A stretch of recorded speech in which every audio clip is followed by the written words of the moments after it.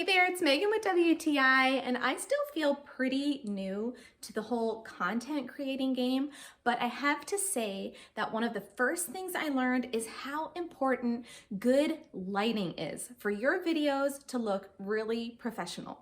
Now, natural light is not always available or consistent, but for me, the next best thing lately has been this EOTO ring light. I think this ring light is so well made, and it has given me so much more control over my lighting needs and so many customization options. On the back, you can find the on-off switch and also dials that can change the brightness and warmth level of the light. But one thing that I really love about this light is the remote control that comes with it.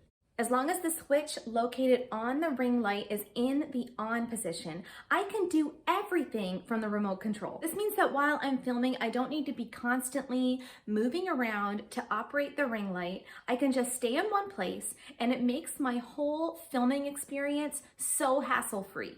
Without this ring light, my videos can be a little bit shadowy and dull looking, but this light has made such a huge difference to my video quality. Everything looks so bright and high def with this light on. I feel so much more confident and well equipped now as a video creator thanks to this EOTO ring light. And that's my point of view.